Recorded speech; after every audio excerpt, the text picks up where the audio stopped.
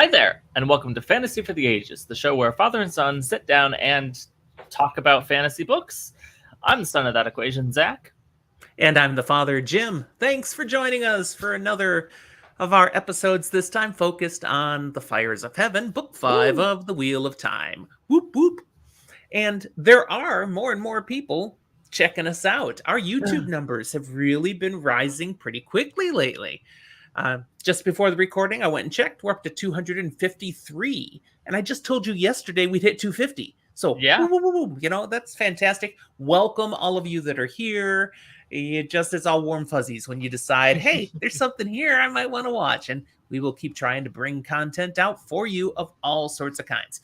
You said we talk about fantasy in your opening this time, and we will do that today. Yeah. But we also talk about science fiction and horror and stupid stuff. And yeah. Mostly the last one, actually. That one creeps into every episode somewhere. Yeah. Absolutely. So, speaking of stupid stuff, how you doing today, Zach? I'm doing fine. It's a weird midweek recording for us, but it's where we fit with our schedules. I'd be doing better if the Warriors were not losing the series against the Lakers right now. Is it 2-1? It's 3-1. Oh. So Boo! As we record this later tonight, either I'm going to be happier or the series is going to be over. Maybe the Warriors just wanted to create some drama. That's all it was, Sure. The come from behind, feel good story, Cinderella story. I don't know. In the first game, the refs wanted to create the drama. Anyway, how are you, Dad? I'm doing well. Just a regular work week. It's ironic. You say we're doing kind of an unusual midweek time. We actually have episodes that are called midweek specials, just because they usually come out on Wednesdays. This one, we're recording midweek special. And I don't know where it will fall. We no longer follow that strict formula that Wheel of Time only comes out on Sundays. It comes out wherever we happen to get to them. Some of you who've been following for a long time know we've got a little sporadic on the Wheel of Time episodes of when they come in. We keep the content coming regular, but we get to these when we can. It's still a really good book. We're not absolutely. like bored or anything. It's just life. If anything, it takes longer to get these because they're good enough that we are taking more time with them. We have to give them time. This is true. So today I had nothing to complain about. It was a nice day at work. The weather has gotten gorgeous. We're in the 70s today. I turned my heat off again. It's the second time I turned it off. Had turned it back on. It got too cold. We're hoping this one sticks. Gotcha. We've been on AC for a while. No, I haven't had turned that on. All right, a few notes before we jump in. We've got some collaborations that are coming up, things where I look to try to have us connecting with other content creators and making stuff. Sometimes that's just me with other people. Sometimes it's you and I. Just want to tell people, watch for stuff that might be around. If it's on our channel, of course, you'll just find it here. If it's not on our channel, well, we'll make sure we let you know. So we've got another episode coming up with the adaptation on The Expanse, the finale of season 2. And are you going to make it for that one, Zach? It's up in the air. Okay, there's a spot for you in that episode. I have not gotten there in the show yet, so that's where it's like, if I make it, yes. I don't know if I will. I do have a couple of collaborations coming up, just me with the Fantasy Files podcast. We've done things with them before. I'm actually going to be where Spence lives next week. So we're going to stop in, get some dinner, and record something for my channel, for his channel. Yeah, we haven't figured that out yet. Something. But I did just finish this week the Wayward Pines trilogy. And he's the one that got me onto it. So I said, okay, we have to get together and do something on that. Now, you haven't read those yet. No, I have no idea what we're talking about. Well, I have a vague idea what we're talking about. Great trilogy. And there's an adaptation on TV. There's 2 seasons of. I've started watching it, and it starts off very faithful. Really good adaptation. You know how much I hate it when people screw it up. Shannara Chronicles. This is doing a nice job. I'll go here and say very faithful does not mean very good. Well, this one is it's hitting it right now. So, anyways, I said to them, we got to get together and do something on this. And Spence's reply was, "Oh, I haven't finished the last book yet." Now, he put me onto this series months ago, but he reads so many different things. He's kind of like you, I guess. He doesn't have to finish before going on.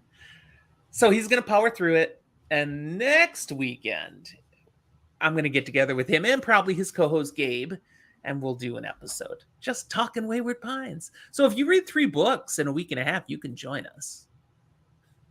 No pressure. You got enough to do. Not. So that leads us, well, one more thing, collaboration. If you're a content creator and you watch our show and you'd like to invite us to do something with you, we'd be more than happy to. We love going on other people's shows because we don't have to work as hard. We just show up and talk. And that's always awesome. But if you're just willing to come on with us, we're looking to actually start having more guests on for some of our episodes too. So hit us up if you're willing and interested, and we'll talk. Now, before we talk about the last thing we always like to chat about, as in what are we reading, we should talk about what are we drinking. I made a Watt-tail today. What's it called? It is called the Bloody Arrow.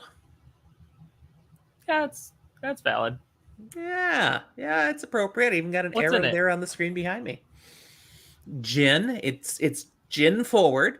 Botanical. It's also got maraschino liqueur, which I wonder if you'd like, since you don't like maraschino cherries. But probably wouldn't love it, but it's probably mostly just a hint of cherry with very sweet forward, at which point it's like fine. Smells great.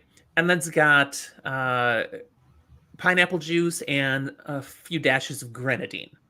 So that's it. It's simple. Shake it up in a cocktail mixer with ice.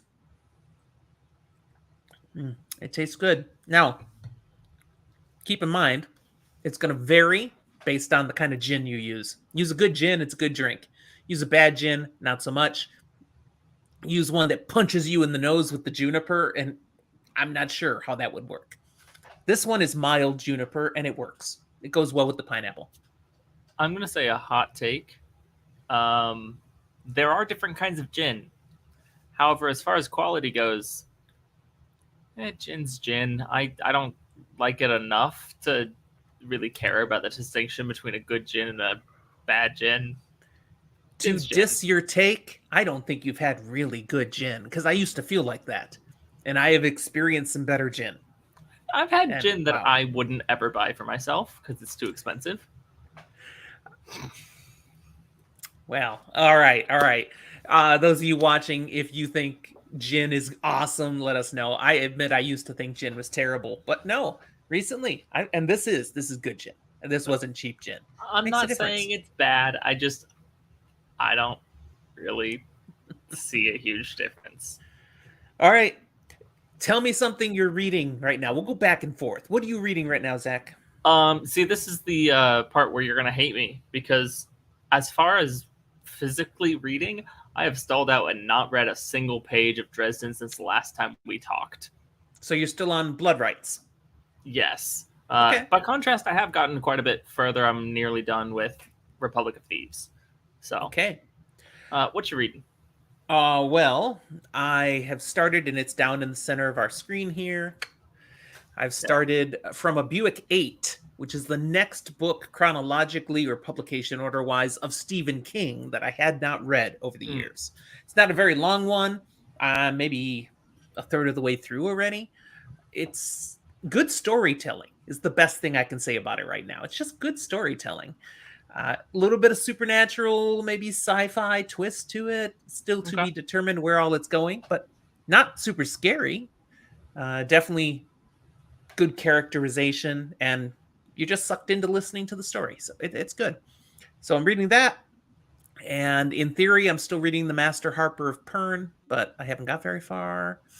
Yeah, we'll catch up. And, we'll get there. And then directly beneath me, I am still plowing through Buzzard's Bowl, book 2 of the Tragedy of Sedaine. Wow, that's a hard angle for me. John Palladino's second book in his debut trilogy. It's awesome. So far, even better than the first book. all the Glad things to I loved hear about it. the first book are here and going even further. So yeah, loving it. Hope it's going to do really well. Everybody should be trying this series. It's Yeah. pretty good. Okay. You got anything else you're reading, or are we good? I'm good to keep going. Okay, let's go then. Chapter 33 of The Fires of Heaven is where we start today. It's called A Question of Crimson. Returns us to Nynaeve, Elaine, Tom, and Julin traveling incognito with Valen Luca's magnificent menagerie. Yeah, incognito is kind of a tricky term here because it's very flashy. It's just different than you would expect. Indeed, Luca wants people definitely seeing Nynaeve. We're But in here's the thing. Nynaeve's PO. Go ahead. You look at them, you don't see them.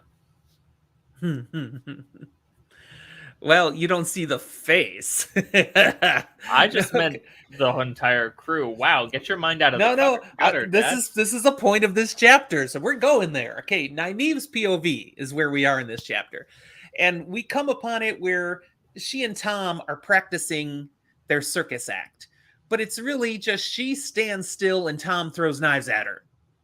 Yeah. And it's everything from just standing against the wall to having fruit on your head and out in your hands and thunk, thunk, thunk. And she hates this act, but she's got no other skills she's willing to put on display. So she's the target holder. Now, She's you say the this like almost it's killed. not impressive on her part. It's like, yeah, Oh, no. she's not the one doing feats of skill, but I wouldn't want to do it. Oh, nobody wants to do it. I'm not saying it's not impressive. I'm just saying it doesn't take skill. It takes standing still. Which and is do that a well. skill when someone's throwing knives at you. And of course, they're doing all this to, these various acts. Elaine, tightrope walker. They're doing these things to hide in plain sight, as you say, because there are pursuers. Remind us who's searching for them, Zach. Honestly, who's not searching for them?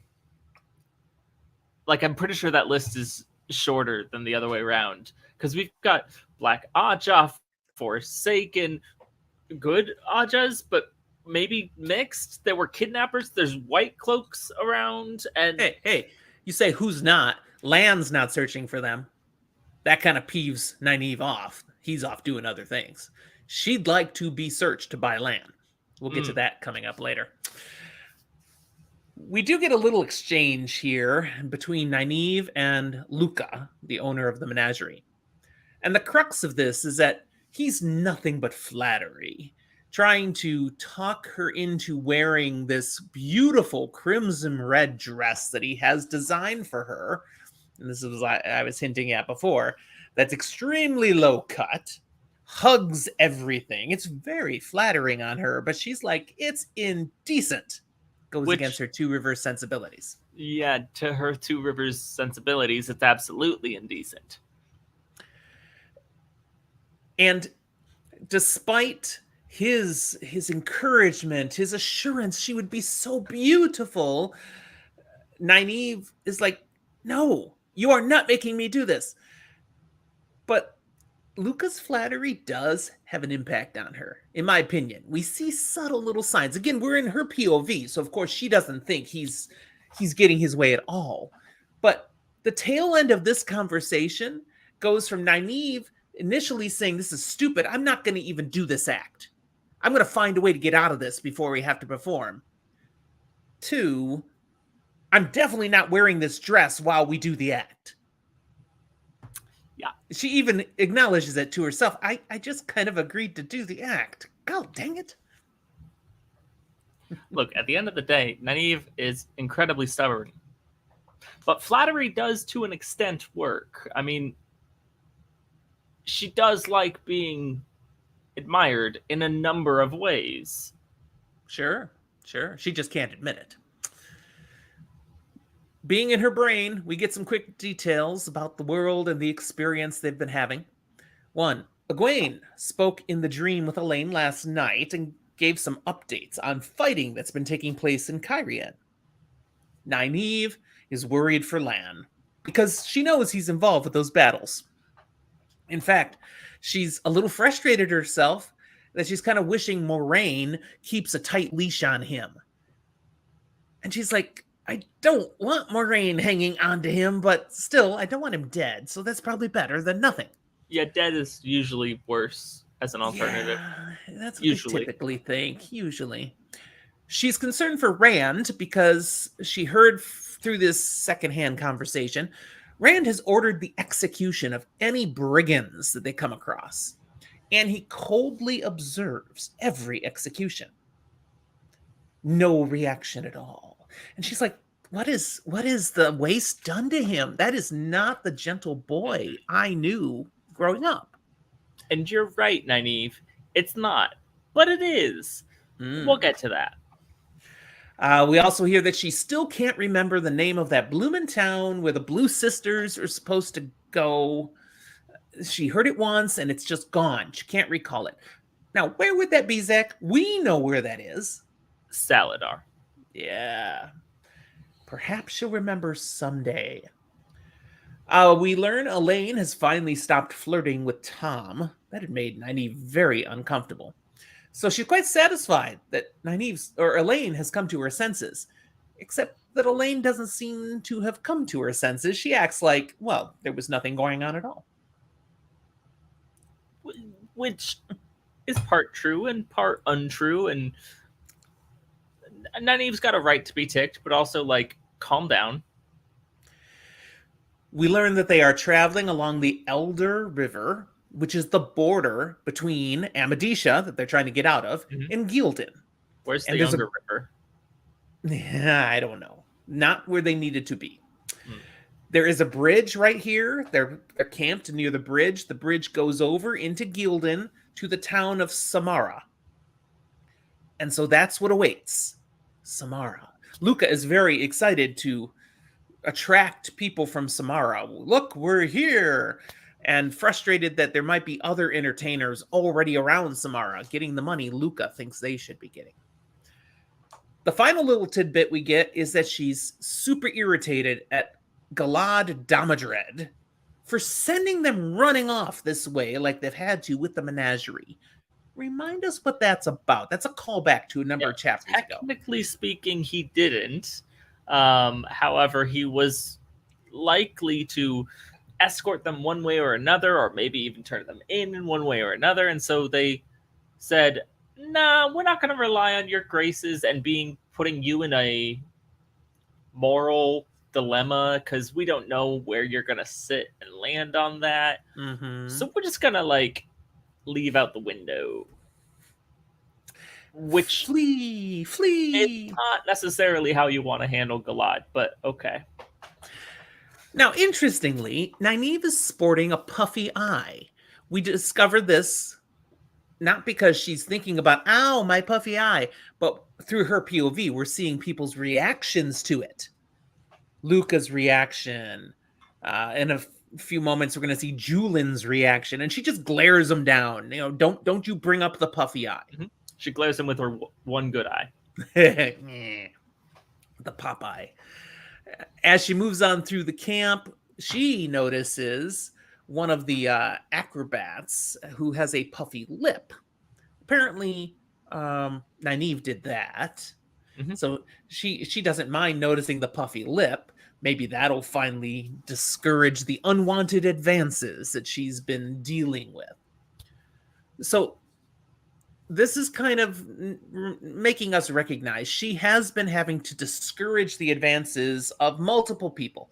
Not just Valen Luca, like we just saw her doing, but others. And she's even had to get physical to put people in their place.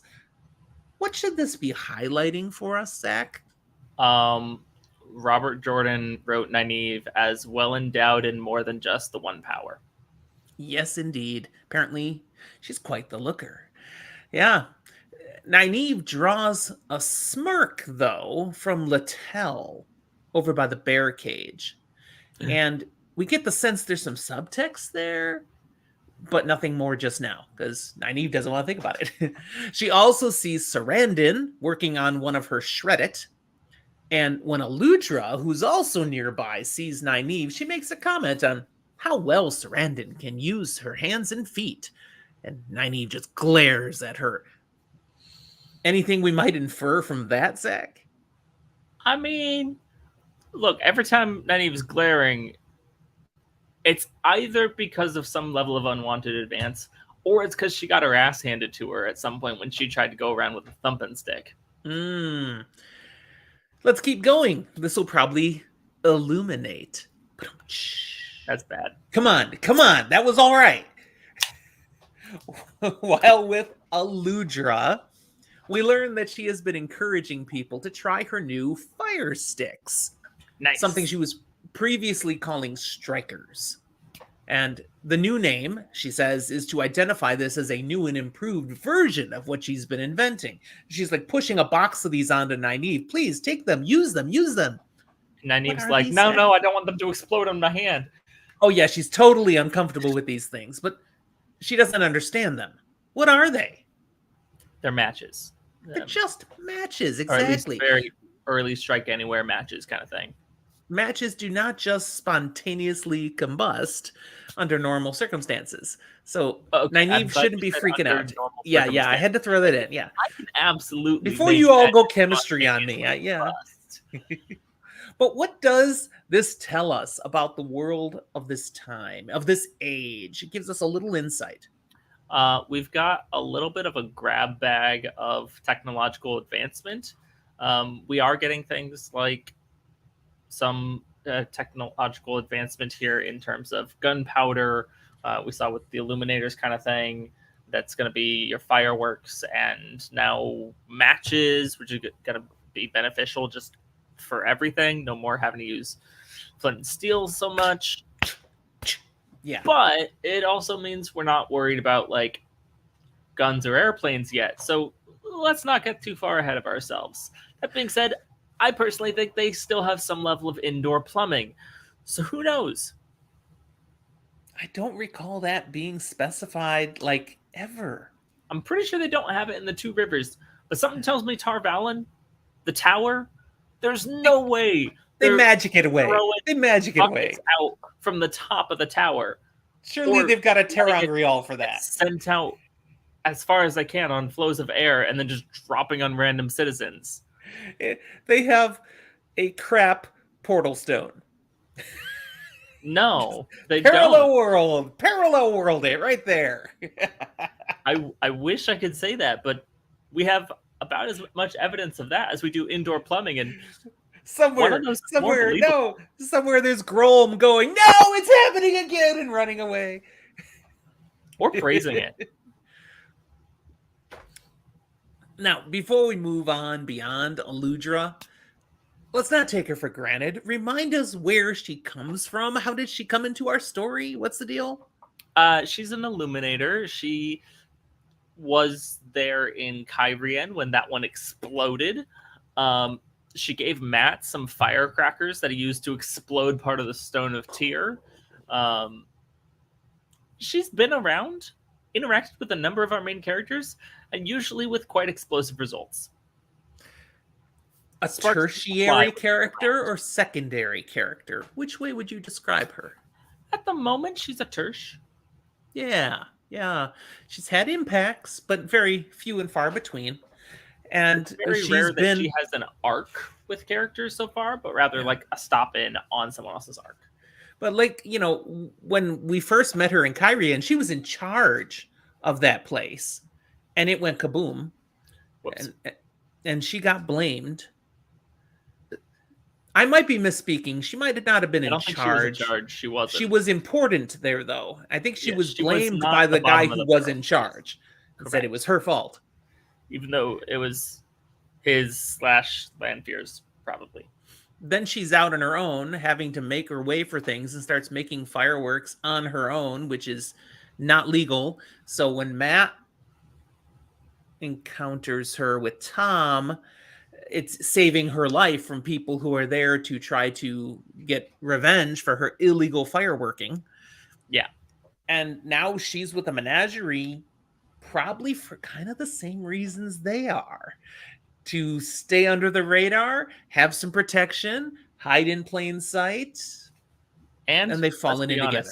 If you're at all not like in league with the Illuminators, and especially money minded like Val and Luca, you're super down to harbor an ex Illuminator with all their secrets.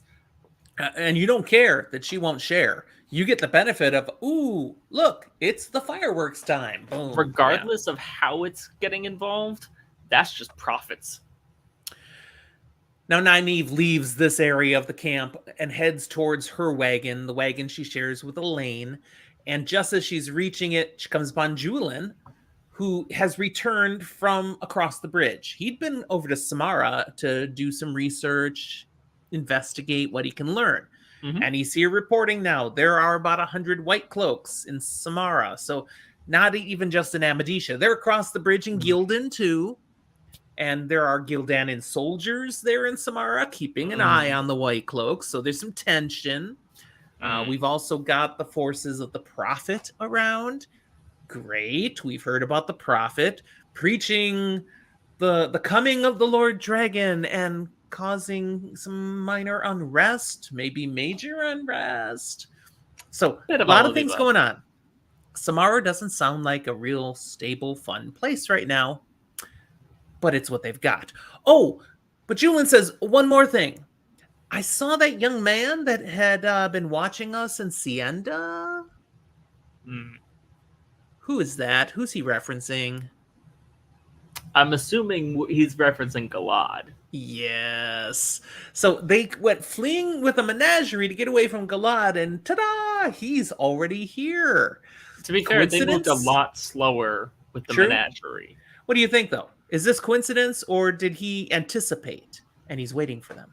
Probably a bit of both. And at the end of the day, the wheel willed it. The wheel weaves as the wheel wills. So Nynaeve thanks Julian, basically insults him because she doesn't care about the bad news. You know, she's like, blah, but then kind of, well, fine. Thank you for doing your job. And she goes on in to the wagon. And Elaine sees her, and the first thing she notices is the puffy eye. And she's like, what happened? Now, everyone else, she glared down, but Elaine, she can't do that to. Elaine doesn't take Nynaeve's bullcrap. So we got a level. And Nynaeve tells what happens from her own point of view. But, Zach, tell us what really happened. What do we learn? Nynaeve was being a little bit of a bully, trying to dig for information from the one whose name we can't agree on how to say. Sarandon. How do you say it? It's mostly I don't know whether it should be a S or a K. So I'm like, Well, let's hear you say it with a K. As in Karandon, rather, or Sarandon. Okay. If you say Karandon, we give the listeners all possible options. That's not true. There's plenty more options, probably. It's not Karandine. Okay, we're not going there. I'm content to not say names. Anyways, she wanted to know more about Soldom, Damane, all the Sean Channy things. And Sarandon's like, I don't know anymore. Yeah. Nynaeve was frustrated, and so she tried to get physical. Let's get physical. And she learned that's a bad idea with a Shanchan. That was horrifying on a number of levels. But along the right lines, because she does get basically martial artsy physical. Yeah. Nynaeve doesn't like being flipped down to the ground, does she? Nynaeve gets her ass kicked. Yeah. Because as I recall, first Nynaeve like shakes her, tell me more, and whew, next thing she knows, she's on her butt. She's been flipped over onto the ground. Nynaeve doesn't take the hint. She gets up and slaps her. And Sarandon responds by Are you looking for me to finish it, or she punches her? Right in the eye. The puffy eye. This is exactly where it came from.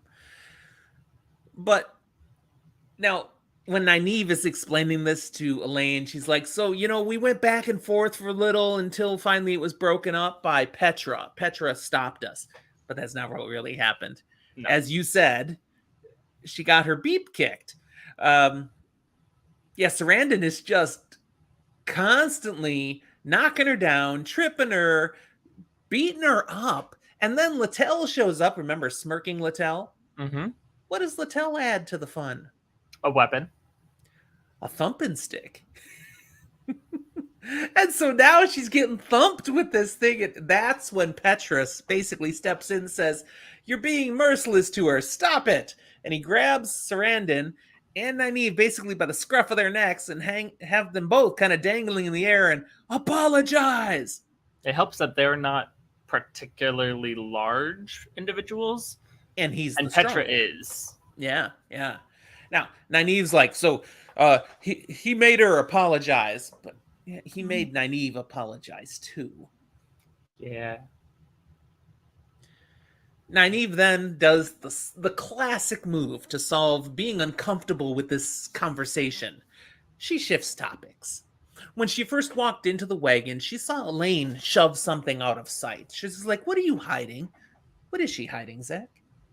The Adam that they got earlier. From Sarandon, yeah. Nynaeve's like, why do you have that thing? Nynaeve can't stand it. But Elaine's fascinated.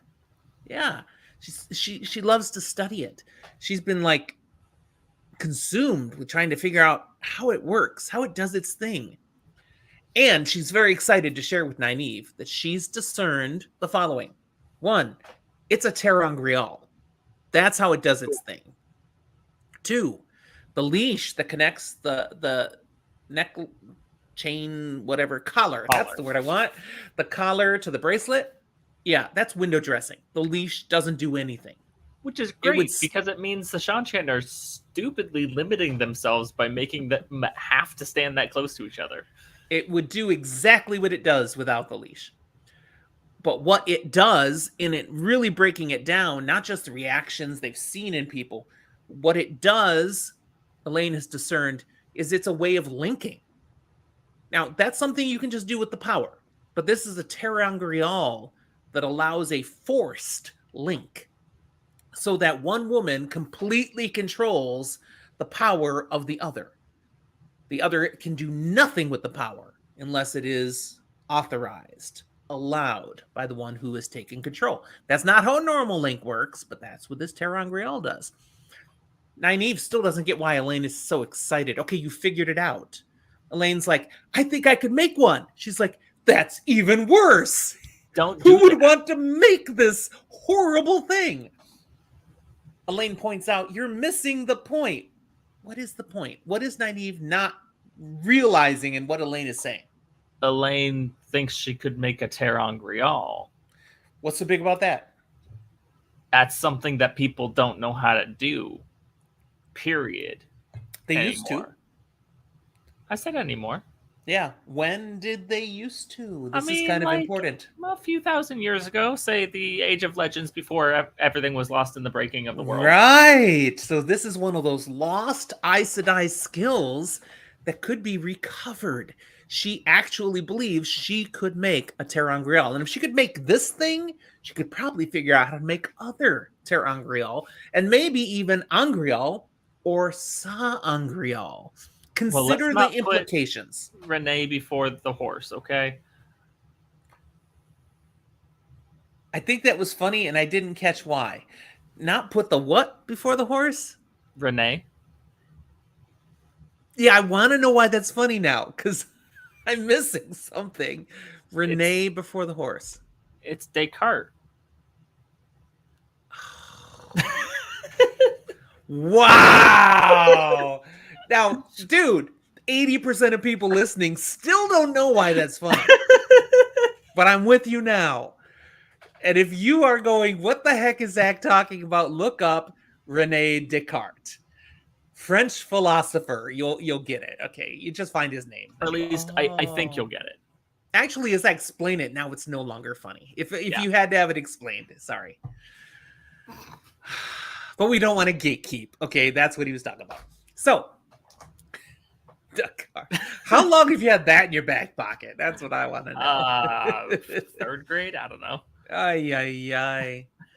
So Elaine is thinking, okay, we are working at such a challenge, a position, a bad position, a disadvantage, because Forsaken are back into the world who know all this previous age stuff. Yeah, luckily it's not 5 Saken, just 4. You see, people, what I deal with, what I have to put up with. You're welcome. You can send your pity change to our email through Venmo, please. Okay. If we can start recovering some of these sorts of things, it might help us better prepare. If they could create Angreal and Sa-Angreal to boost their ability to use the power against these uber Forsaken, they may have a chance. Now, this all discards whatever Rand might be doing as a Dragon Reborn, but she's just focusing on how we, as the Aes Sedai, can be in a better position, reclaiming things that were lost. Look, it's not the whole solution probably, but it's not a bad idea either. Yeah, it's not bad. It might have some repercussions and benefits moving Honestly, forward. even without Forsaken, it's probably not a bad idea. So, first-time readers, pay attention to the fact that Elaine thinks she can make ter'angreal. It might mean something later. She also thinks, what about Quendiar? I mean, it's kind of the same sort of thing, something wrought with the power. I could maybe make Quendiar again. And Nynaeve's like, oh, no, you don't. Don't you even think about it. Okay, what do they have that's made of Quendiar? Some seals of the Dark One's prison. Yes, and they are weakening. Some have broken. Nynaeve clearly has this image in her head of Elaine experimenting on a seal and breaking the Dark One out of prison all by herself. Oops. Yeah. Did I do that? Nynaeve bursts Elaine's bubble then about her whole excitement here by sharing the news Julian had just given about Galad across the river, and Elaine curses. Nynaeve instantly is, bristling about that language, and Elaine's like, get off it. I will speak how I want to speak. But the point is, they're stuck in a hard place now. This is what they have to acknowledge. They can stay here in Abadisha, dealing with the White Cloaks. This is their land. Or then cross the bridge and go to Samara and deal with more White Cloaks and Gildanan soldiers and Galad and the Prophet and whatever riots he's raising in the name of the Dragon Reborn. Oh, and don't forget, when they do cross over, Valen Luca is going to want his payment. Yeah, they did kind of promise him money. Once 100 gold crowns, if I remember right. Where would they get that kind of coin? There is something they'd have to do. They can technically get that kind of money and pay him. How? I mean, technically, they maybe could get that much money because they've got these nice little writs of financial something or other. I don't credit. Words Credit's the word. Credit. Sure, they got little funny pieces of paper that they can go to a bank and be like, "Hey, the Amerlin and Tarvalin said this money is mine. Give it." Yeah, and they would, but would they if they were up to date on current politics? That's the thing. The Amerlin has switched, but how many people realize that? How many people would pay attention to which person is the Amerlin on the paper? It's like, do they notice? And if they do notice, do they think you're doing a really bad job of counterfeiting or a really good job of counterfeiting wrongly? Or it's like the person who walks into a money, store a bad idea with a fantastically, beautifully printed $30 bill. Yeah. Not to mention, it's a huge signal flare to all of the people that are looking for them. Yes, that's got to trigger things in the Aes Sedai network for sure, as well as Black Aja, who might be paying attention. Well, Elaine notes one thing here. Okay, this all is true, Nynaeve, but we can hang with the menagerie for a while until we have something to do. So we're right here by the river. There's no need actually to go to Samara. Because look, you can see there's no boats here. What they need is a boat. This is what Nynaeve's wanted. Elaine agrees. Find a boat, take them downriver towards whatever town that is they're supposed to be trying to find. But she's sure it must be downriver. Yeah. And when a boat shows up, then they can go and try to see if they can get on it. But until then, stay here because Galad apparently hates caged animals. So if they're with the menagerie, there's no way he will find them. He would never come here. Sure he won't. Now there's a humor moment. Nynaeve suspects Elaine is actually hoping no boat shows up for a while. Because she wants to do that tightrope act in her fancy performance outfit, form-fitting, showing her off her legs to everybody. Elaine wants to be able to wear pants. I don't think that's a crime. It's more of tights, spandex of the day, okay? So what? But the deal is, keep in mind, this is in a setting, in an age where women wear dresses that cover their legs. To reveal your legs is very promiscuous. I understand. Now, she wouldn't be revealing her legs. They're completely covered. Yeah. But she'd be showing the form of her legs, her hips, her thighs, all of it. And Nynaeve is just scandalized, and Elaine seems to be like, this sounds fun. I don't know. There are places on this continent that are more scandalous intentionally. Not with the legs, usually, though. Stuff that happens here, I agree, clingy stuff, you know, but... Some people are into legs, some people aren't as into legs, and that's okay either way. We're not talking about fetishes in the show, though. Let's move on. I think we're that kind of fantasy. We are not. We are not. Oh, man. Green screen fails me. Got by the green screen. You can't see this at all. What a failure. Wow. Okay. Wow. Good job, Dad. I'm proud of you. Maybe get an angle. This was the ribbon, people, we gave out at Jordan Con. Wow. It's just a total fail. That's on you. What it reads is Blood and Ashes, not that kind of fantasy. Or is it? Oh, apparently maybe it is. We're a fetish show now. Great. Well, I wasn't going to go that far, but okay. What do you think about feet, Zach? Okay, moving on. What do I think more about voodoo, witch doctors, and fetishes? Oh, that's a different kind of fetish. We're not that kind of... No, we are that kind of show, actually. We are that kind of show. It came full circle. Yeah. Thank you for bringing us back to center. So, what I find particularly funny, though, is not that Nynaeve has this suspicion about Elaine, which I think is totally true, by the way. She totally wants the exhibition, but mostly to do the tightrope and get the applause, you know, even though she's cheating, but she won't care. She just thinks this is going to be fun. But Nynaeve is so condemning her for showing off her legs when Nynaeve actually kind of, I think, is interested in maybe wearing that outfit that she says she doesn't want to wear. But, you know, this form-fitting, beautiful crimson gown, you know, maybe it wouldn't be so bad. In the back of her mind, I think that's what she's thinking. It would be a crying shame not to show off that seamstress's talent. Oh, yes. Yes, it's all about the stitching. We know. Yeah. And that ends chapter 1, which was chapter 33. But the first one of this episode, and let's give a shout out to Carrie. Welcome. Good to see you. Next 2 chapters. Awesome. She's here for the good stuff. Chapter 34 is called A Silver Arrow. And we're still in Nynaeve's POV here. It's later that evening, and there's a point of humor in Nynaeve's thoughts.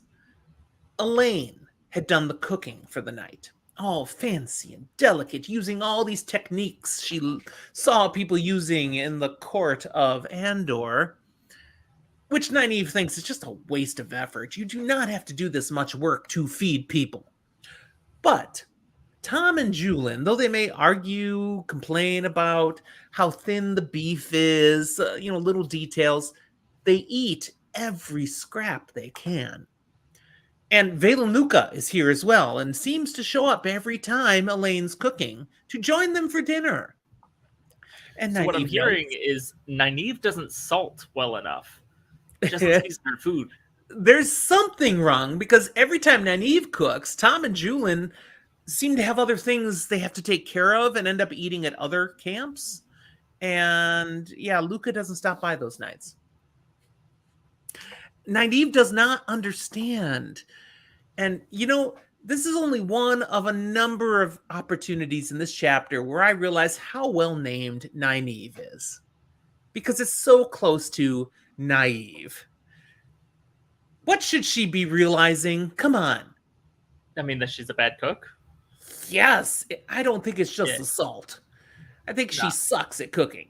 Period. Lan is in trouble someday. If Nynaeve has her way, this is going to be bad. Cook. I also don't disagree that she should realize this. I think saying she's naive is going way too far. Naive about her cooking? That's a very, very specific point to be on. And it's less that she's naive and more that she's stubborn in the same sense that, like... There are some more elements coming up that will illustrate her naivete, I think. In cooking's sake, it's very much I cooked it, you're gonna eat every last bit. Nynaeve cooks like I did when I first started. It's like you're eating eggplant every night. She doesn't actually think it's good, but she refuses to admit that she's bad at something.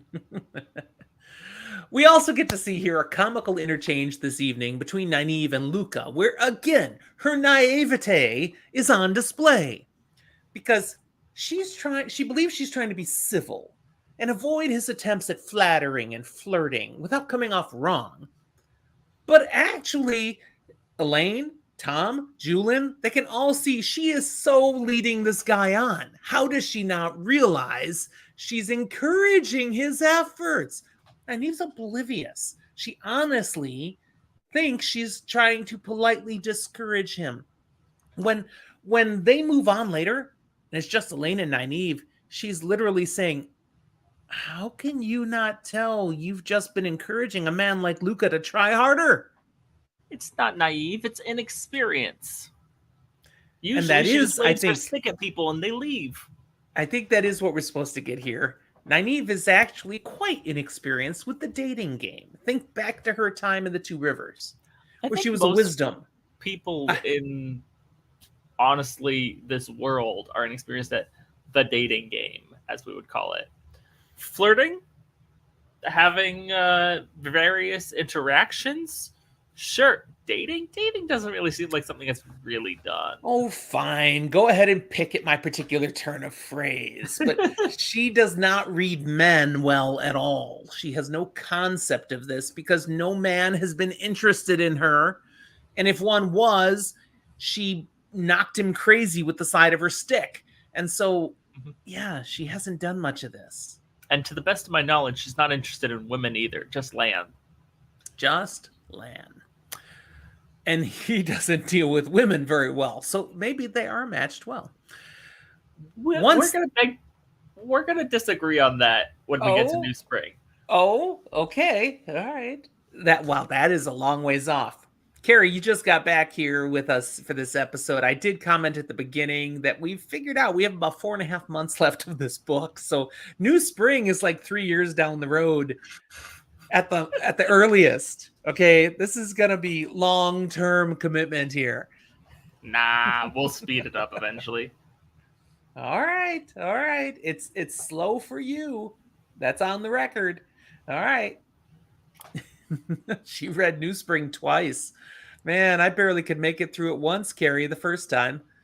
So way to go. You're supposed to read it between every book. Wait. Why has she read New Spring already? I don't know. Because it's a prequel, so Too early. Too early. Because Because she's only in Lord of Chaos now, which is an awesome book, by the Yeah, way. but if it's She says it's technically a prequel. you Yeah, it's a can read it prequel with before. no context. If Could you read it for later everything. on? Yeah, but can you read it before? Absolutely. Well, clearly, because she did, and so respect. But it'll make more sense after you get through a few more books. Then Or you'll it'll need to give read it context again. to the first few books. Either way. What were we talking about? I got nothing. Okay, so Nynaeve and Elaine, they have excused themselves from Luca and Tom and Julin because it's time to get into the cabin. Someone's got to get into Celeron Riyadh. Now, Nynaeve is the one planning to head in tonight, and Elaine's like, could I do it instead? And Nynaeve's like, no, I need to go in because I'm trying to remember that place we're going.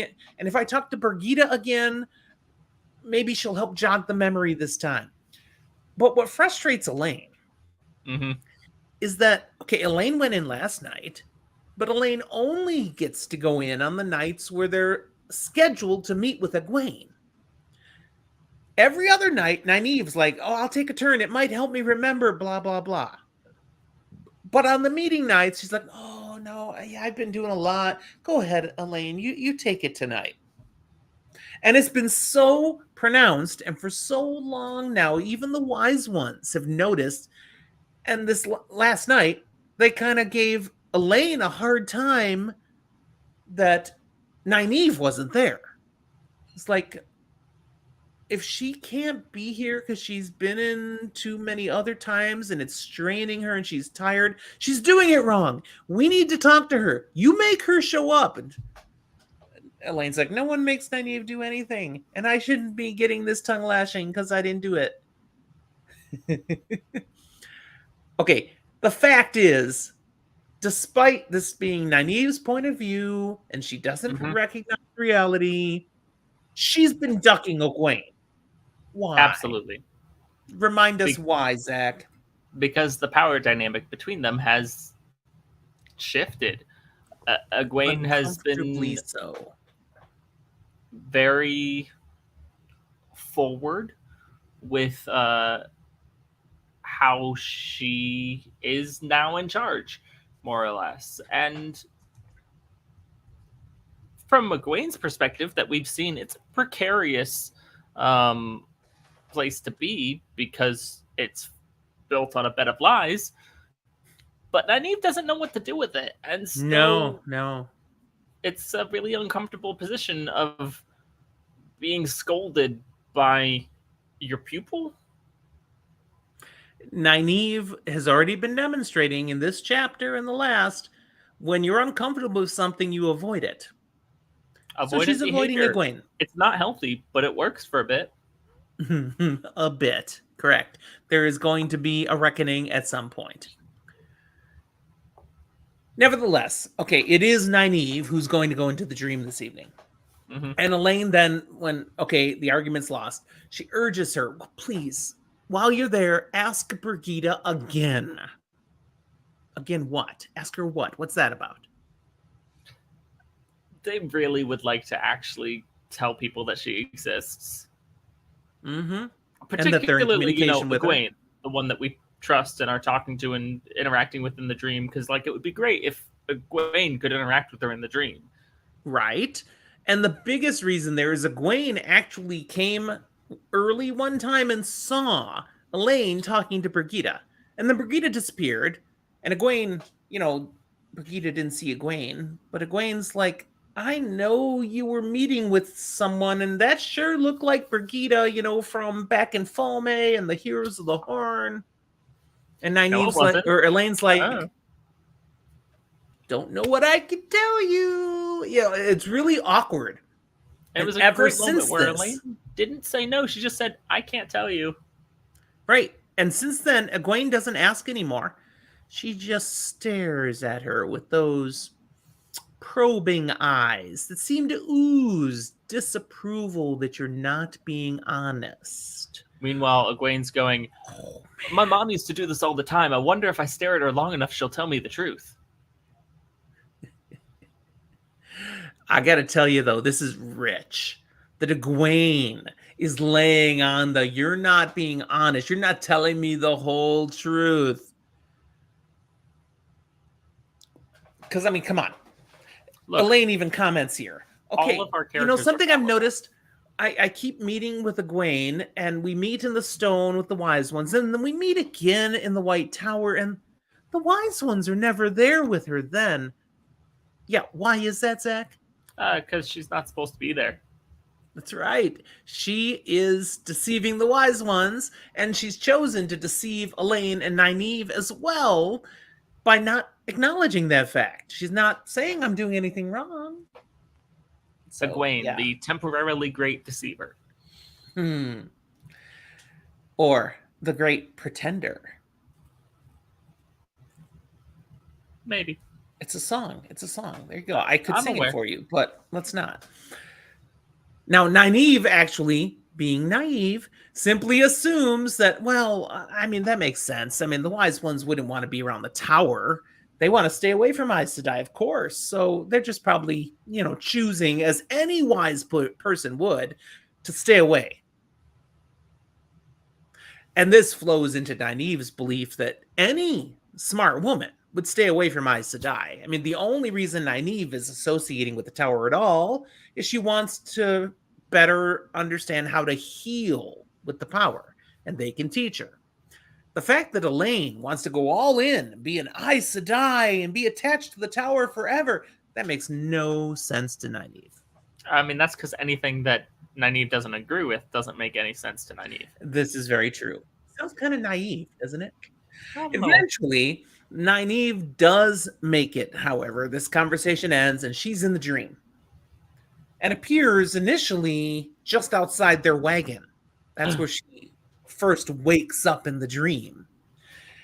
And we need to make a pause and comment on something here, because in that previous chapter, Nynaeve was all about that crimson red dress, that form-fitting, low-cut, gorgeous thing she would wear, saying, I would never wear that. That is totally indecent. And yet, what does she show up in Teleron Riyadh? I'm assuming it's that dress. Absolutely. And honestly, as she thinks it's indecent and that the neckline's a bit too low, it probably plunges a little lower because she's focusing on it. Wow, I didn't know a neckline could go down there. Whoa, exactly. And she quickly is like, well, I need to change this, and shifts herself into more proper Two Rivers dress, up to the neck, down to the ankles. Very heavy wool. Mm-hmm. And she sees that as sensible. And she does this because of two things. One, this red thing, Slinky, yes, I look awesome in it, but the only one who should see me in something like this is Lan. She'd totally wear it for Lan. She thinks that, but that's it. That's where it stops. Oh, she wears her propriety like armor. But she also figures she needs to change out of this before Birgitte shows up and catches her in it. Why? Why would she care if Birgitte sees her in it? Because she'll laugh. Oh, it's more than that. Yeah. She has found, as she's spent these times meeting Birgitte, that she's less a lady and more a soldier. She has the coarse humor of a just a typical armed soldier, and she doesn't think of things the proper way a woman should. That's how, Nynaeve is judging it. Birgitte's a frat boy. Totally. In her mind, Nynaeve's mind, she pictures her as kind of a cross between Bear Lane and a tavern thug. I mean, Birgitte is beautiful, and her clothing is very stylized, soldierish, but still flattering.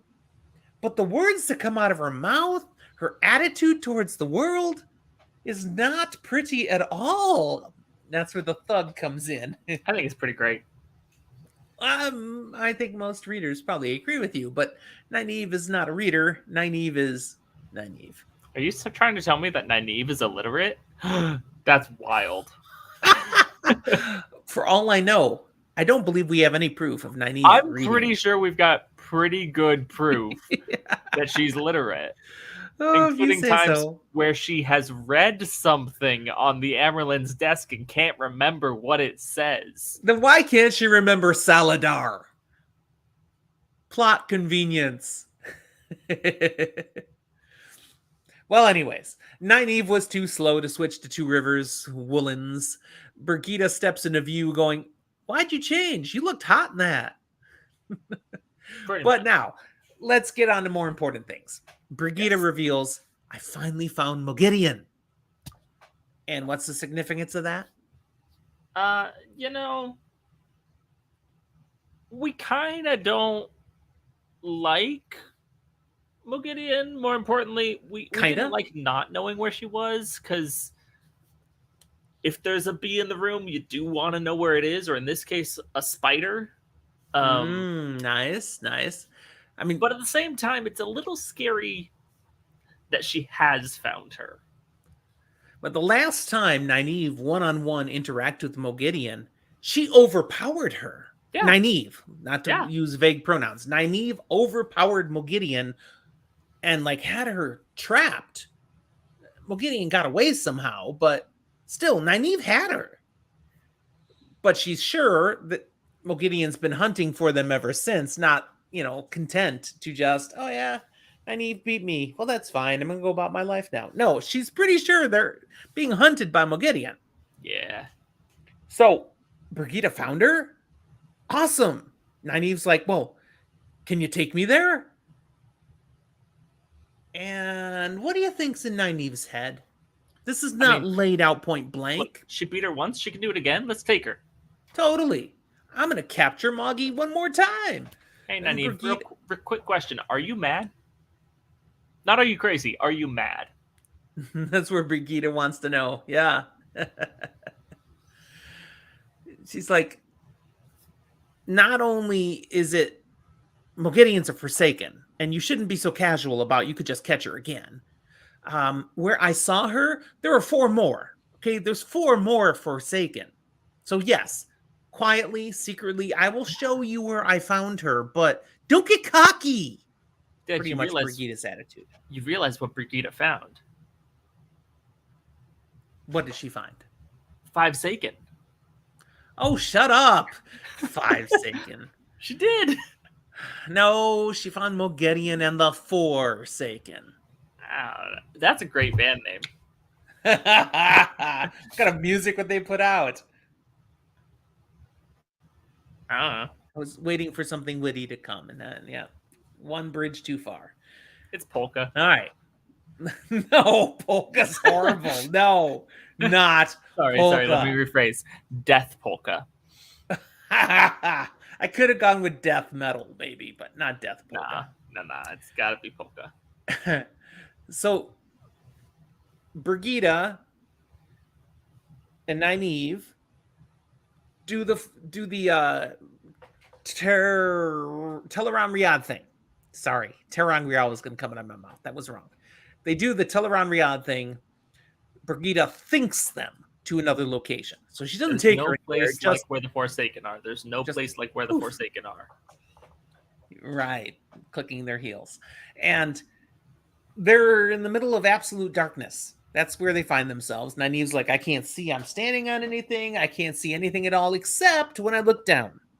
Looking down, there's Moghedien, way down below them, also in the midst of just some blackness. She doesn't appear to be on a balcony or on a landing or anything. She's just on blackness. And way down below Moghedien are 4 more Forsaken. They're just tiny little people with tiny little chairs that seem like miniature little thrones. And these 4 are all talking to each other. Now, it's not immediately apparent that they're all Forsaken, other than Birgitte said there's more Forsaken there. Okay, so she can put 2 together. But what's really interesting is way up here, no focus is on them. They're looking at Moghedien, who's just watching the others, and the others are so far away, and yet they can hear them perfectly. Something with how Teleron Riyadh works. So there's dreams. There's a conversation overheard, therefore. And this conversation between those 4 down below is about a plan to trap someone. There are 2 men, 2 women having a conversation.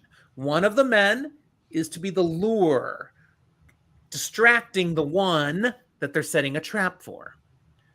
When he comes in to attack that one, the other 3 will then spring the trap because they won't see it coming. He won't see it coming. He's focused on the one. Now, the one, the lure, doesn't really like this plan. I'm a little vulnerable here. He's going to be coming for me. And he appears to have trust issues. Forsaken? Trust issues? Go Couldn't figure. Yeah. Now, They would who never are forsake each other. They wouldn't even 5-sake them. Who are they speaking of, Zach? Even a first-time reader should be able to guess this.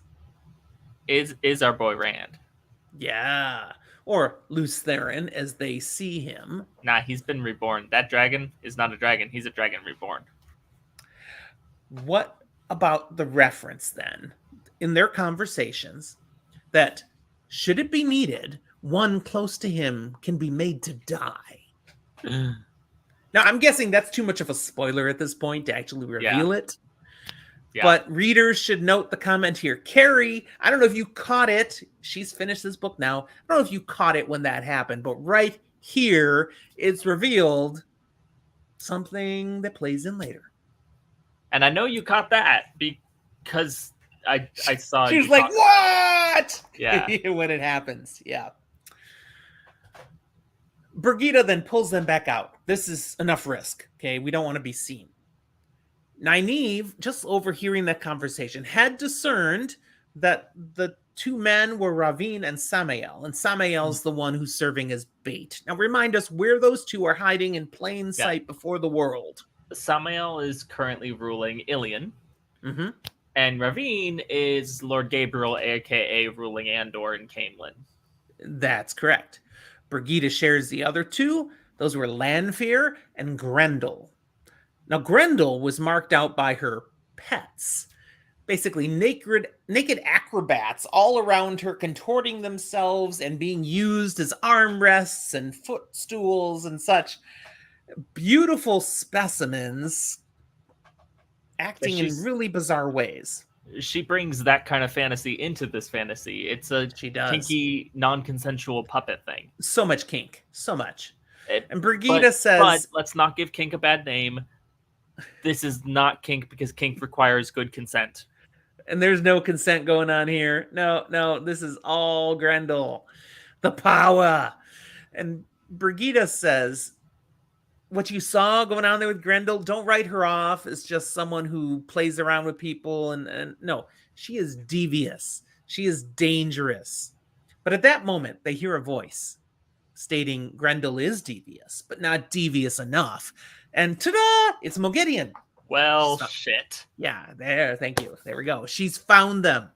Birgitte reaches for her bow and arrow, but fling! She is sent flying with the power to crash against Nynaeve's wagon, falling in a crumpled heap at its side. Well, that hurt. Nynaeve goes to react as well to grab Saidar, and Moghedien, wham, has her shielded.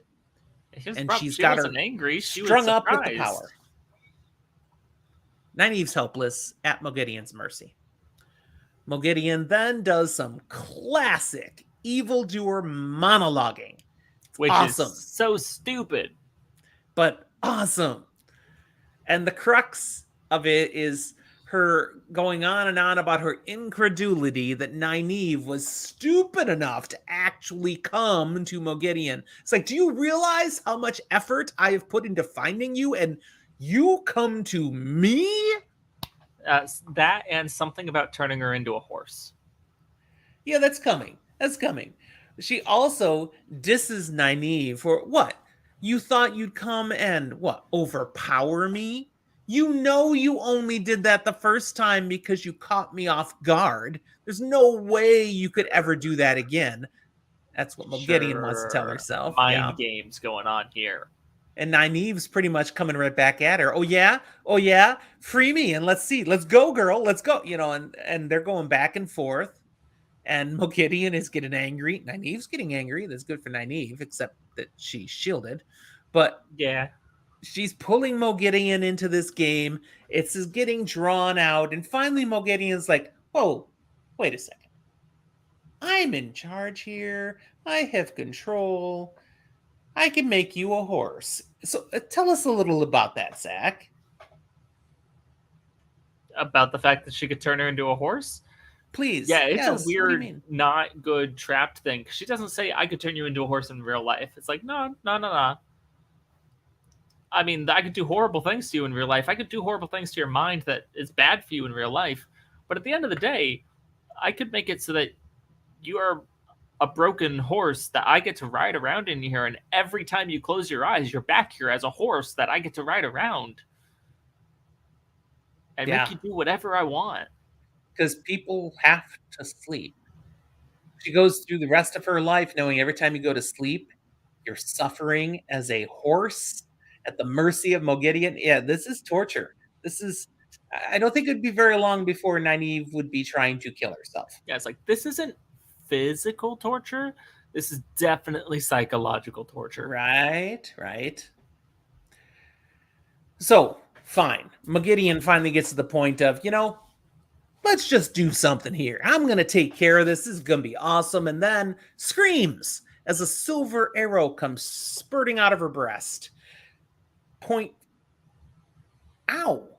She's like, that tickles. What? Ow. And Nynaeve is suddenly free. Birgitte recovered. Again, evil monologuing. Idiot. Not dead. And Birgitte shot her. Now, Birgitte's then yelling, Nynaeve, go! Get out of here! And Birgitte is still very unstable. It's a lucky shot. And trust me, if it had not been a lucky shot, she would have killed Moghedien. With a point-blank opportunity, with Moghedien not seeing it coming, the fact that she only wounded her is because she's so woozy. Means it's an unlucky shot, not a lucky shot. Lucky for Moghedien. Yes. You or I, in that same circumstance, wouldn't have hit the broadside of a barn. I would have hit Nynaeve on accident. No, come on. You would have been back there going, how do I get this on the string? I can't get it to stick. You give me way too little credit. It's like you think I've never shot a bow and arrow before. Not after being concussed. No, but I don't want to. Unfortunately, before Nynaeve can take any action at all, Moghedien has recovered enough that she turns and does something to Birgitte. All it appears is like some blackness just all comes swooping in, collapses upon her, and then poof. And the next thing we know, we see the bow, arrows, and empty clothing dropping to the ground. And there's no body. Oh no, she's been turned into a frog. We ain't got nobody. Nobody. Okay. So, and then Moghedien drops to the ground, clearly still in pain, and she disappears, and the arrow is left behind. It just drops to the ground. The bloody arrow. That's a drink. Now, what should we... Yes, exactly. The empty drink now.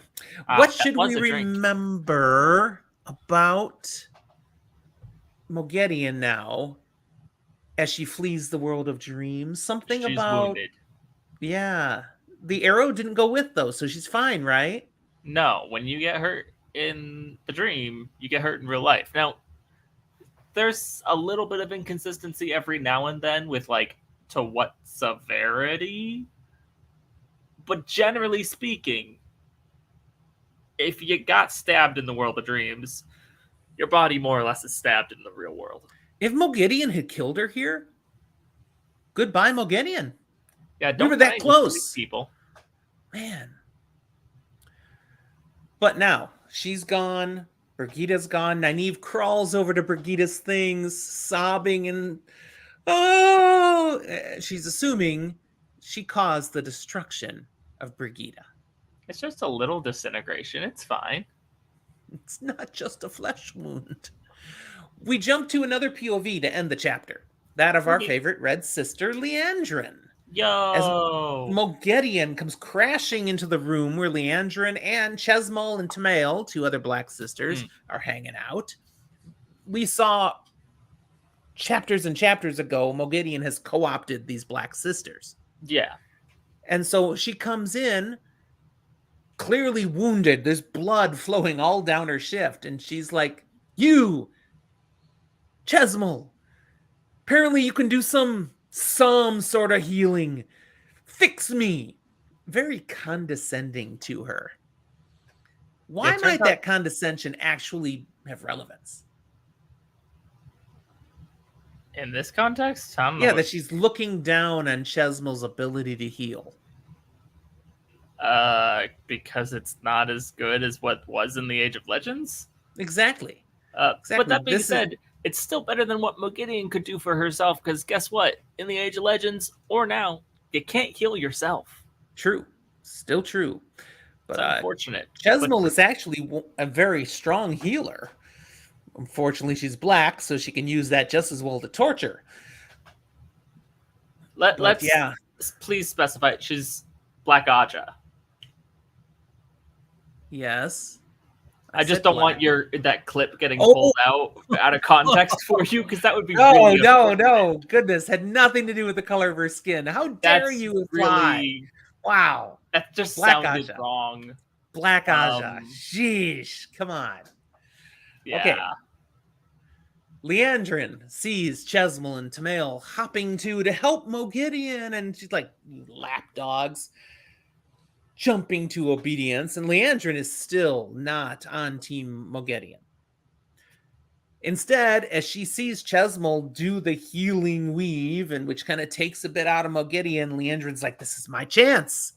And she lashes out with a compulsion. Now, Liandrin had a little kind of compulsion trick she could do ever since she was young. Little cute trick but she has spent time figuring out how Moghedien does it. Next level kind of compulsion. So this is what she thinks she's bringing. Moghedien slaps a shield on Liandrin so fast and grabs her in the air, threatens her. Really? That's what you got? You are in for it now. I could even kill you if I wanted to. Yeah, makes a reference to so far out of your league. She makes a reference to Semirhage. She had thought of Semirhage when she was with Nynaeve and made a reference there, and it comes back again. And she's like, "You're so lucky I'm not Semirhage." And yet, it makes me think. And so Moghedien punishes Liandrin. Instead of killing her, she does something she believes is far worse. What does she do to Liandrin? I mean, truthfully, she just really, really, really well ties off a shield. Yes. Because she doesn't still or sever her or anything like that. It's just a really, really good shield. Right. Liandrin could see the weaving. She's watching as Moghedien twists and ties and twists and all sorts of things to the shield, and it goes on and on so much. Liandrin completely loses track of what she's done. There's no way she'll be able to work her way out of this shield. Yeah, a lot of people theorize this is what happened to Moraine at the end of the first season of the TV show. I agree. Basically. That's it. It's this shield that seems totally to cut you off. But what's devious about this is Liandrin can still sense the power. She just can't touch it. It's there, out of reach. And if she can never get that shield off, it will always be out of reach. She basically gives her drugs inside a sealed container that she can see through. Oh, but she got Liandrin addicted to it first. And then she goes one extra level, and she says, okay, now you are going to stay here and be a servant, a scullery maid for the two dark friends that own this house. You know, that you were very disdainful of before? Now you will work for them. She's like, no! And Moghedien, she leaves. She's like, okay, I got a menagerie to find. I am out of here. I mean, she talks with Chesmal and Tamael for a moment. Where menageries? Where would those commonly be? And she gets pointed towards Gildan. They like menageries out there. Okay, so she's going to head that way. See if she can find the one with Nynaeve now. Get back to her. And this Elaine. She wants them both. Mm-hmm. And when she's gone, Liandrin turns to Chesmal and Tamael.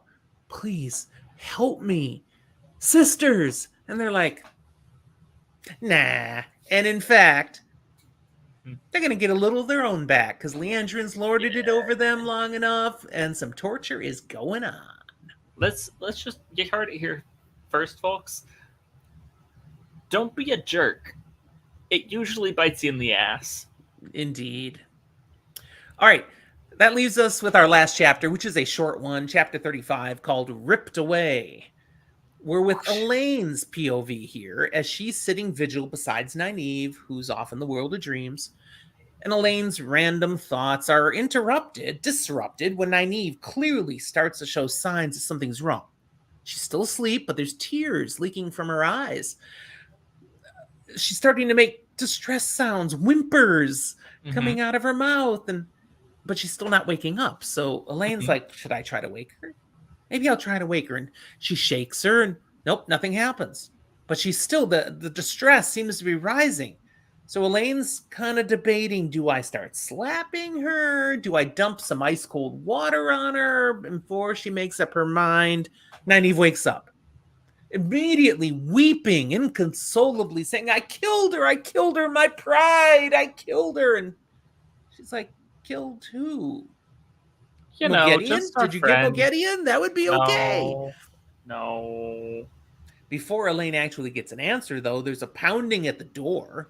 And Nynaeve's like, make them go away. But nope, Tom and Julin come pushing in, carrying a naked woman who just apparently showed up outside and collapsed unconscious. Well, that's weird. Yes, let's be clear. This is not something that commonly happens in the Wheel of Time. Really? I thought it was something that happened most days in Gildan. You just gotta drink enough. Random naked women do not just show up. I mean, you believe they do if you drink enough. If you want random stuff, check out our Zach and Jim Unplugged episodes that are coming out. One of them coming to you soonly. Soonly. Now, we don't actually have scheduled random naked women appearing and collapsing in front of us on those episodes, but you never know what might happen. No, I think it's fair to say that's not gonna happen. Perhaps because of the women who are not so random, who are in our lives, who would not allow that. I just don't think I want that on camera with me right now. Okay. Tom says, this woman, she's barely alive, but she is. I can find a heartbeat. It's there. It's just very slow. And Elaine goes to inspect and finds out it's Birgitte. And that's a big unexpected moment.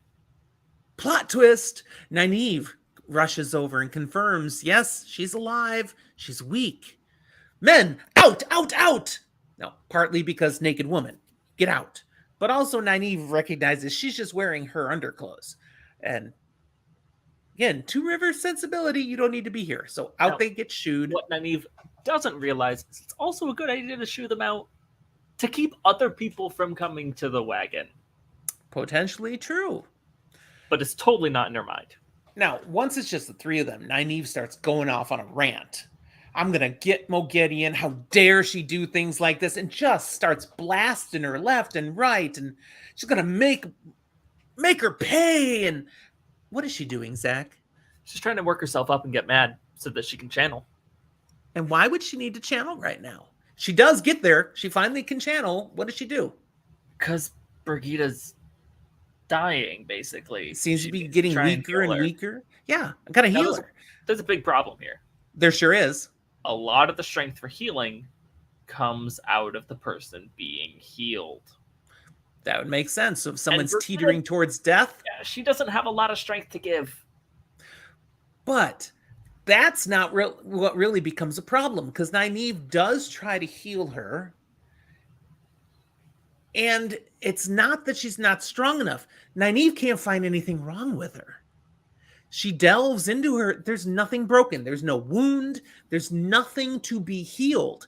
She's just losing her life force. And you can't just make that come back. Just like you can't raise the dead. It doesn't work like that. There's nothing to fix. Elaine comes up with a solution. Something that she believes could help. Something you usually do to a man, and only with permission, though that wasn't always the case. I can't ask her about this, but I think it would be okay. And she doesn't explain to Nynaeve what she's going to do. She just decides to do it. What does she do to Birgitte? Real not cool, but also totally saves her life. It does. She bonds her as a warder. Cha-ching! And it works. And Birgitte stabilizes. And though she remains unconscious, she's out of the woods. She's clearly not going to die now. Nynaeve, though, says, whoa, whoa, whoa, whoa. Okay, I respect what you did. You saved her life, but you got to keep this a secret, girl. Why? It's not because you just bonded Birgitte, a hero of the Horn. That's not the issue. No, there's other bigger problems, including, well, one, bonding a woman that's weird, not necessarily like super evil or something. So like weird, but not going to get you super in trouble. Right. Bonding without explicit consent, definitely not good. Also, Getting not a little the grayer problem here, because it was to save her life. It's like you could probably explain that one away. It's fine. Now, here's the big problem. Elaine's not an Aes Sedai. She's not allowed to use this bond. Which honestly is just rude gatekeeping. I'm just saying, so you're telling me if a Wilder figured out how to do this, they'd be persecuted? But consider the fact that an accepted has not earned status of Aes Sedai yet. If you bond somebody and then you don't pass the test... Yeah, but consider that warder's like, I'm second rate with you now? If you're able to have the control to actually bond someone, you're probably good enough to pass the test. What if you failed? What might the ramifications be of half bonding, of a failed bonding? We don't know. Yeah, but there's probably reasons they're not allowed to do this until they're supposed to have tried it. But the fact that she did truly means she probably shouldn't be in trouble for it. She would be, but she shouldn't be. Now, shifting conversation, Nynaeve moves back to herself because it's often about Nynaeve. And she's berating herself for getting Birgitte in this circumstance in the first place. She's taking all the blame on herself. And Elaine's like, stop it. You did not do this to her. This is Moghedien's fault. Nynaeve, you did everything you could to help Birgitte, and light willing, she's going to live now. But this does not console Nynaeve. And part of her greatest distress is a bigger part of what's happened here. Birgitte is a hero for the Horn, hero of the Horn. Yeah. What has been done to her that could be devastating to the grand scheme? She's not sequestered in Tel Riyadh like the other heroes of the Horn. What does this mean? Is she still tethered to the Horn? Are there different things? Lukewarm take? Maybe it's a hot take. I don't know. She's absolutely not. That's my take on this. She's absolutely not. That she's completely ripped free of the pattern now? Is that what you mean? Ripped free of the Horn within the pattern, at least, yeah. Okay. Does that mean she's no longer a hero of the Horn? More on that later. Elaine turns the conversation to Moghedien. Was she wounded enough to die from that injury? That's what I want to know. And Nynaeve's like, I don't think so. And honestly, I hope not, because I want to kill her. But Nynaeve figures she'll have gotten healed somehow. I'm sure she's connected. She'd find someone who can take care of her, and she's going to be coming after us now. And she knows we're hiding in a menagerie. So we got to get away from this menagerie. We got a time crunch. As quickly as possible. Again, there's no boat. So they're going to have to figure it out. But Nynaeve is dead on her feet, basically. And Elaine says, we just got to get some rest. We'll figure this out tomorrow. And that's the end of the chapter. And that's all the content for this episode. Woo! Except for our spoiler room time. So if you're a first-time reader and you have not made it through the end of the Wheel of Time, this is when you should get out before we totally mess it up for you. Because we hate spoiling things for people. Or at least I do. I hate it. Bye, if they don't Carrie. consent to it. So let's run our spoiler room. The spoiler room. There we go. Just Yeah. one. Proud I'm of you. rolling the monster die that you gave me this time. I'm also rolling a big boy that I got at NordicCon.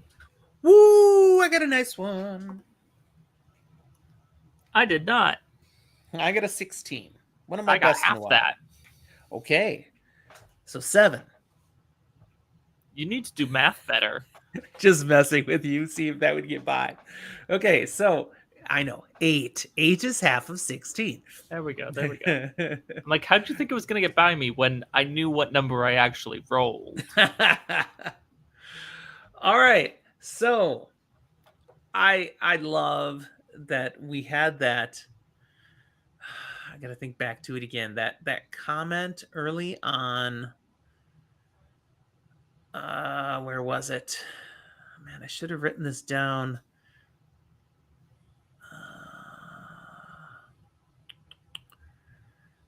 I'm not going to be able to think of that one now. So I'm going to have to take the easy one. Sorry. Okay. So obviously Moghedien is coming for them.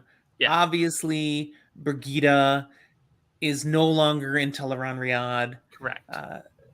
This is great. She has been torn from her place in the pattern. Mm-hmm.